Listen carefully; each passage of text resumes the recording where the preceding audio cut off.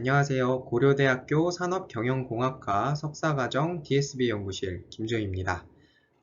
해당 동영상은 스트럭트 버트에 대해 설명드리기 위하여 제작하였습니다.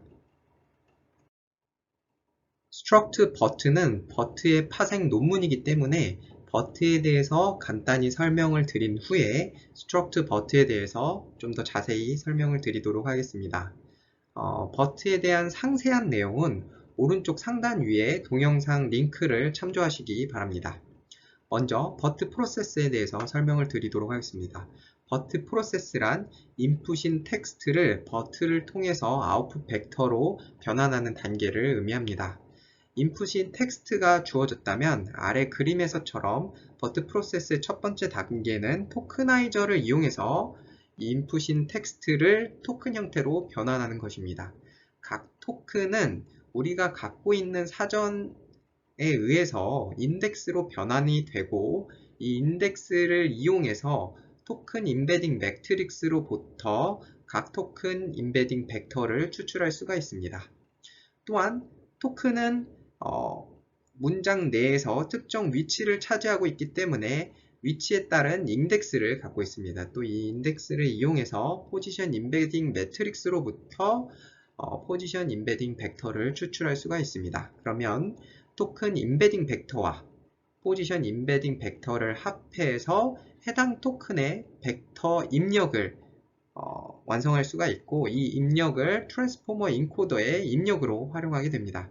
그러면 트랜스포머 인코더는 멀티헤드 어텐션 블록과 피드 포워드 블록을 통해서 아웃풋 벡터를 도출하게 됩니다. 해당 아웃풋 벡터의 개수는 토큰의 개수와 동일하며 각 포지션은 토큰의 포지션과 동일하게 됩니다. 다음은 버트 사전학습 방법론입니다. 방금 설명드린 버트 프로세스를 통해서 아웃풋 벡터가 도출하게 되는데 이 아웃풋 벡터를 이용해서 사전 학습을 진행하게 됩니다. 총 두 가지 사전 학습을 진행을 하게 되는데 첫 번째는 MLM, 마스크드 랭귀지 모델링입니다.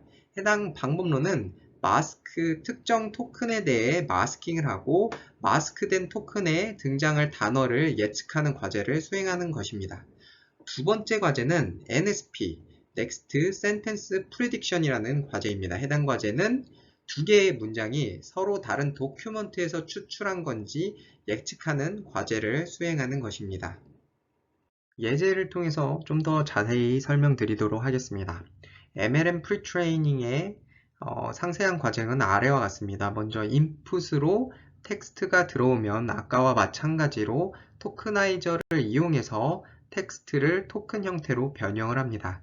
그리고 15%의 확률로 일정 토큰을 마스크 토큰으로 변형을 합니다. 그리고 이 토큰들을 전부 트랜스포머 인코더의 입력으로 활용해서 아웃풋 벡터를 도출합니다. 그럼 아까 마스킹 했던 해당 토큰 위치에 해당하는 아웃풋 벡터를 활용해서 해당 위치에 어떤 단어가 등장할지를 예측하고 실제 단어와의 차이를 이용해서 크로스 엔트로피 로스를 계산하여 학습하는 것이 바로 MLM 프리트레이닝 단계입니다.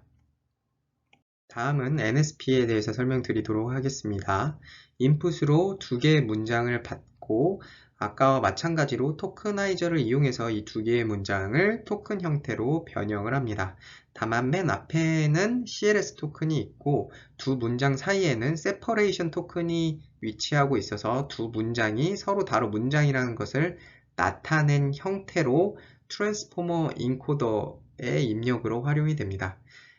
트랜스포머 인코더의 아웃풋으로 각 토큰 위치에 해당하는 아웃풋 벡터가 도출이 되는데 이때 CLS 토큰에 해당하는 아웃풋 벡터를 이용해서 두 개의 문장이 서로 같은 도큐먼트에서 추출했는지를 예측을 합니다. 예측한 것과 실제 결과의 차이인 크로스 엔트로피 로스를 이용해서 학습을 하는 것이 바로 NSP 과제를 수행하는 프리트레이닝 단계입니다. 지금까지 버트에 대해서 간단히 설명을 드렸습니다. 다음은 버트의 파생 논문들을 좀 설명드리면서 스트럭트 버트가 이 파생 논문들과의 어떠한 관계를 갖고 있는지 설명을 드리도록 하겠습니다. 버트의 변형 논문들은 각각 그들의 목표를 이루기 위해 연구가 되었습니다. 우선 메모리 사용량을 줄이기 위해서 연구된 논문들은 AL버트 그리고 리포머가 있고요.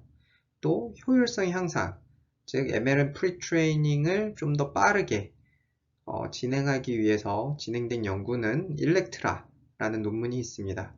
오늘 설명드릴 스트럭트 버트는 기존 버트보다 성능을 향상시키기 위해 연구된 논문 중 하나입니다.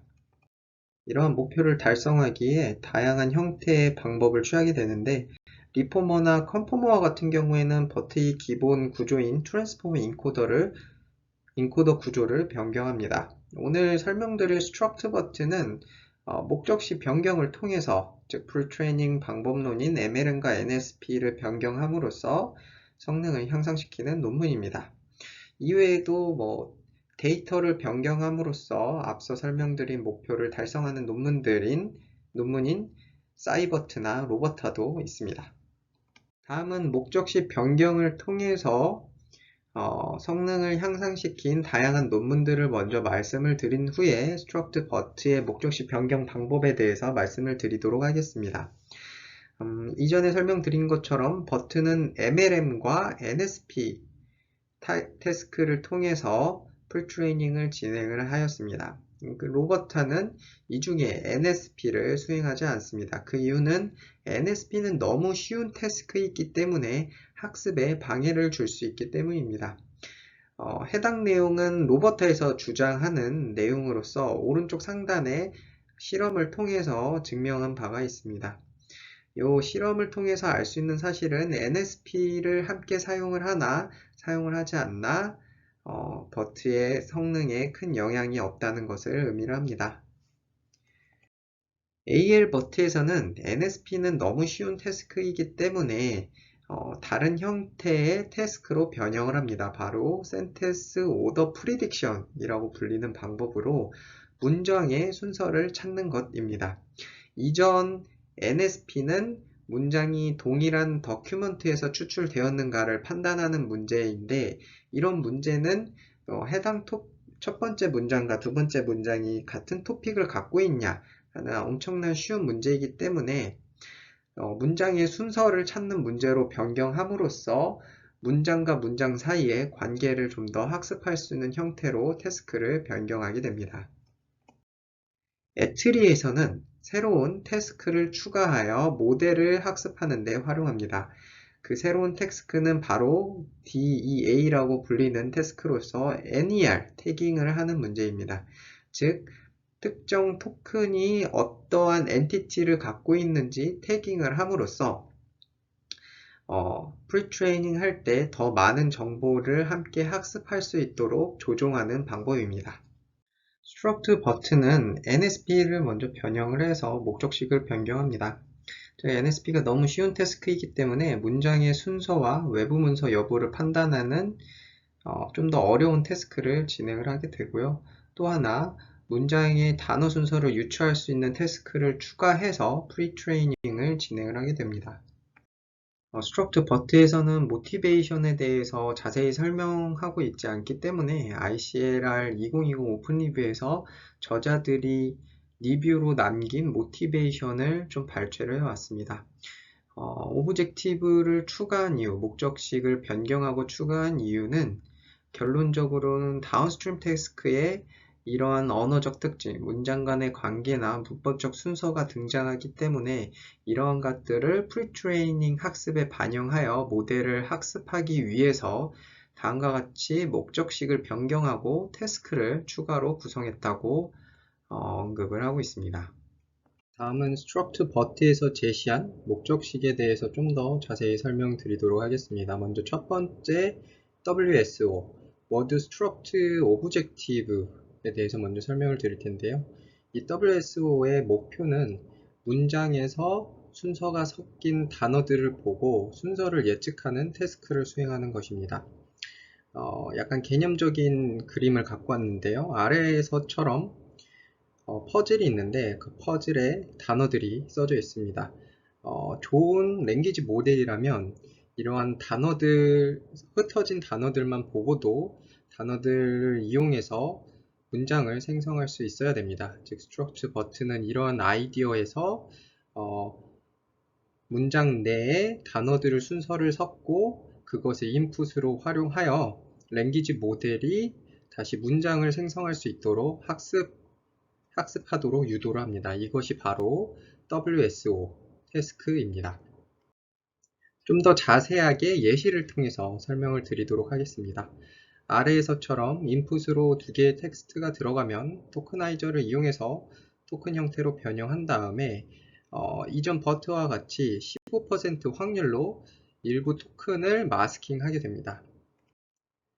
그 이후에 또 마스킹 되지 않은 토큰 중에서 5% 확률로 3개의 시퀀스를 선택을 합니다. 그리고 이 시퀀스를 셔플링 하게 됩니다. 아래 예시에서는 도그 is cute가 선택이 되었고 셔플링이 돼서 cute, 도그 is로 변형된 것을 확인할 수가 있습니다. 그리고 이 마스킹된 토큰과 셔플링된 토큰을 모두 버트에 입력으로 넣어서 아웃풋 벡터를 도출을 합니다. 먼저 마스킹된 토큰에서는 해당 마스킹된 토큰이 어떠한 단어인지를 모델이 예측하게 되고 실제 단어와 비교해서 크로스 엔트로피 로스를 계산하게 됩니다. 이것은 기존 버트의 MLM에서 설명드렸던 크로스 엔트로피 로스 계산 방법과 동일하고요. 다만 WSO에서는 한 가지 태스크가 더 추가가 됩니다. 바로 이 word struct objective로 보이는 아까 셔플링된 시퀀스를 맞추는 문제입니다. 셔플링된 시퀀스가 cute, dog, is였는데 각 토큰에 해당하는 아웃풋에서는 각 토큰에 어떤 단어가 나올지를 예측하게 되고 실제 원래 셔플링 되기 전에 각 토큰들의 단어들을 이용해서 크로스 엔트로피 로스를 계산하게 됩니다. 다음은 SSO, Sentence Structure Objective의 목표에 대해서 설명을 드리도록 하겠습니다. 버트의 원래 NSP는 옆에 그 같이 들어간 센텐스가 서로 같은 도큐먼트에서 나왔는지 안 나왔는지 넥스트 센텐스인지를 판단하는 태스크였다면 센텐스 스트럭처 오브젝티브는 주어진 두 개의 문장의 순서를 유추하는 것뿐만 아니라 서로 비슷한 토픽을 지니고 있는지 유추하는 태스크를 수행합니다. SSO를 적용하는 방법은 다음과 같습니다. 먼저 샘플링부터 시작을 할 텐데요. 타겟 문장 한 개를 먼저 추출한 다음에 샘플링을 통하여 뒤의 문장을 하나를 추출하게 됩니다. 근데 이 뒤의 문장은 3분의 1 확률로는 타겟 문장의 뒤의 문장을 샘플링하게 되고 3분의 1 확률로는 타겟 문장의 앞 문장을 샘플링하게 되고 또 3분의 1 확률로 타겟 문장과 전혀 다른 도큐먼트에서 샘플링 되게 됩니다. 즉, My dog is cute가 어떠한 도큐먼트에서 샘플링된 타겟 문장이라고 하면은 3분의 1 확률로는 그 My dog is cute의 원래 뒷문장을 샘플링해야 되고 3분의 1 확률로는 이 My dog is cute의 앞문장을 샘플링하게 되고 마지막 3분의 1 확률로는 전혀 외부의 도큐먼트에서 아무 문장이나 샘플링하게 됩니다. 이전 슬라이드에서 샘플링된 문장을 입력으로 해서 역시나 토크나이징하고 셔플링과 마스킹을 적용한 다음에 버트에 입력으로 넣습니다. 그러면 버트로부터 아웃풋 벡터들이 도출이 될 텐데 그 중에서 CLS 토큰에 해당하는 아웃풋 벡터를 이용해서 우리가 집어넣었던 문장이 타겟 문장, 즉 앞에 문장의 뒤에 문장인지 혹은 앞에 문장이 타겟 문장의 앞에 문장인지 타겟 문장과 전혀 다른 도큐먼트에서 도출된 문장인지를 유추를 하고 실제 문장 간의 관계를 토대로 크로스 엔트로피를 계산해서 프리트레이닝을 진행하게 됩니다. 결국 이 struct but를 학습하는 목적식 혹은 로스는 총 3가지로 구성이 되어 있습니다. WSO, SSO, 그리고 MLM입니다. 물론 해당 논문에서는 WSO 안에 MLM을 포함시켜서 표현을 하지만 헷갈릴까봐 저는 3가지로 일단 표현을 해봤습니다. 이 3가지 로스를 이용해서 struct but를 학습시키면 기존 but의 목적식 2개, MLM과 NSP를 이용하는 것보다 더 뛰어난 효과를 얻을 수 있다 라는 것이 이 struct but가 주장하는 바입니다. 그러면 실험에 대해 설명을 드리도록 하겠습니다. 우선 프리트레이닝 실험 조건, 즉 프리트레이닝 하는 데이터셋을 살펴보면 버트 논문에서 얘기한 것처럼 잉글리시 위키피디아와랑 북커퍼스를 이용하여 학습을 합니다. 그리고 40회 폭을 프리트레이닝을 진행하게 됩니다. 모델의 크기 역시 버트에서 제시한 크기와 동일한 크기인 베이스 스트럭트 버트와 large 스트럭트 버트를 제시를 하고 있고요. 파인 튜닝 실험 조건도 거의 비슷하게 진행이 됩니다. 배치 사이즈는 16에서 32까지, 러닝 레이트, 그리고 넘버 오브 에포, 이러한 다양한 파인 튜닝 하이퍼 파라미터 내에서 그리드 서치를 통해서 DV셋에서 가장 좋은 성과를 거둔 체크 포인트를 선택해서 테스트 셋에 활용을 하게 됩니다. 실험에 대한 결과를 차근차근 하나씩 살펴보도록 하겠습니다. 먼저 글루 벤치마크 이밸루에이션 셋에서 해당 스트럭트 버트의 성능 평가를 보도록 하겠습니다. 먼저 살펴볼 수 있는 것은 논문 게재 시점에서 단일 모델로서, 즉 앙상블을 사용하지 않은 모델로서 해당 스트럭트 버트가 버트보다 꽤나 훌륭한 성과를 이룩했다는 것을 볼 수가 있습니다. 거의 모든 태스크에서 스트럭트 버트가 버트보다 좋은 성능을 보인 것을 확인할 수가 있습니다. 또 다른 특징을 살펴보면 다른 모델과 비교했을 때도 한 9개 태스크에서 6개 태스크 정도 스트럭트 버트가 다른 모델들보다 좋은 성능을 보이는 것을 확인할 수가 있습니다. 여기서 스트럭트 버트 앙상블이라 함은 10개의 다른 프리트레이닝 체크 포인트를 파인 튜닝 하고 나서 그 결과를 합쳐서 도출하는 모델이라고 보시면 됩니다. 다만 아쉬운 것은 이 스트럭트 버트 앙상블 모델이 로버타나 엑셀넷 앙상블 모델보다는 비교적 안 좋은 성능을 보이고 있습니다. 그 이유는 로버타나 엑셀넷 같은 경우는 스트럭트 버트나 버트보다 더 많은 데이터를 이용해서 학습시켰기 때문인데요. 즉, 더 많은 프리트레이닝 데이터를 이용해서 학습시킨 로버타나 엑셀넷이 스트럭트 버트보다는 제너럴라이즈 성능이 더 좋은 것을 확인할 수가 있고, 그에 따라 다운스트림 태스크에서도 성능 차이가 조금 있는 것을 확인할 수가 있습니다.